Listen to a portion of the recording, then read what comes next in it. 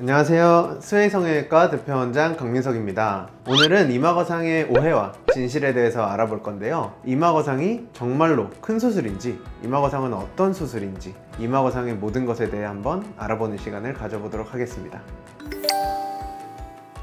이마거상은 보통 1cm에서 2cm 정도 작은 절개를 보통 하나, 둘, 세 개에서 많게는 2개 더해서 5개 정도 들어가게 되는데요. 두피 쪽이다 보니까 머리 절개는 위험한 거 아니야? 이렇게 오해를 하시는 분들이 있어요. 사실 두피 쪽은 이 피부랑 피하 조직 아래쪽에 단단한 뼈로 굉장히 잘 보호가 되고 있는 부위다 보니까 절개할 때 크게 주의를 기울이지 않아도 되는 부위예요. 해부학적 구조물도 안면거상이나 이런 좀 복잡한 이 연부 조직이 많은 부위보다는 훨씬 더 단순한 구조로 되어 있어서 충분한 주의하에 수술만 한다면 안전한 수술이라고 할 수 있어요. 아무래도 내시경 카메라를 보고 하는 수술이다 보니까 안 하시는 분들은 좀 어려운 수술일 수 있어요. 확실히 러닝 커브가 있는 수술이긴 하지만 이 이마거상을 하는 수술자들에게는 쉬운 수술이라고 생각하시면 돼요. 이 이마거상은 오히려 쌍꺼풀 수술보다도 쉽게 하는 수술이에요. 수술 시간도 짧고 회복 시간도 짧고 근데 만족도도 굉장히 높기 때문에 좋아할 수밖에 없는 수술이겠죠. 이마거상은 쉽게 생각하시면 돼요. 눈이랑 눈 사이에 눈두덩이가 답답하다고 느껴지시는 분들은 이마거상을 해야 될 확률이 높아요. 왜냐하면 이런 분들은 쌍꺼풀이 없던 분들이든 쌍꺼풀이 있는데 조금 더 높이고 싶은 분들이든 쌍꺼풀이 생기게 되면 아무래도 눈두덩이가 더 두둑해 보일 수밖에 없고 인상이 진해지게 돼요. 지방 제거를 하면 되는 거 아니야? 이렇게 생각하실 수도 있는데 실제로 지방 제거가 그렇게까지 눈두덩이에 큰 효과가 있지는 않아요.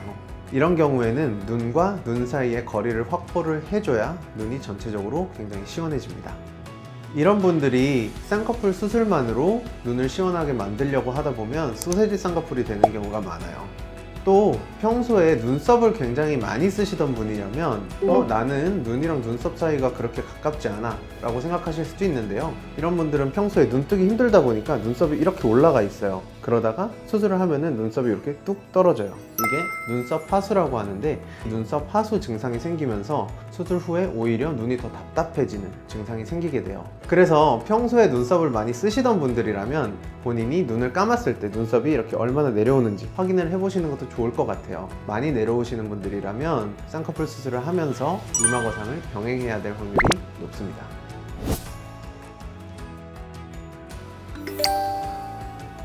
확실히 이마거상을 받으시는 환자분들은 주로 30대, 40대, 50대 그 이상에서 수술을 받으시는 분들이 많기는 해요.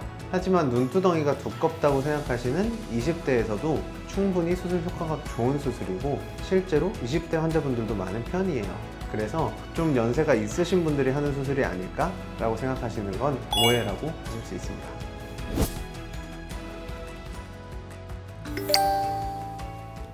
당연히 모든 수술은 부작용이 없을 수는 없어요. 부작용을 얼마나 최소화할 수 있느냐가 수술자의 역할이라고 생각을 하고요. 크게 생각하시면 2가지 생각하시면 될 것 같아요. 첫 번째는 절개 부위에 탈모 증상이 생길 수 있다 인데요. 보통은 탈모 증상이 생기더라도 6개월에서 1년 정도면 회복이 되는 경우가 대부분이고요. 또 절개를 가할 때 모공을 최대한 피해서 절개를 하기 때문에 절개 부위 탈모 때문에 지속적으로 문제가 되는 경우는 거의 없습니다. 두 번째는 신경 증상인데요. 주로 박리하는 요 눈썹 쪽에 이 두피랑 이마 쪽에 감각신경을 관장하는 신경이 나와요. 그래서 이 신경이 다치게 되거나 지나치게 당기게 되면은 두피 쪽에 감각 이상 같은 증상이 생길 수가 있는데요. 이런 증상을 생기지 않게 하기 위해서 내시경을 면밀히 보면서 조심스럽게 박리를 하기 때문에 이런 신경 부작용도 거의 없다고 할 수 있겠습니다.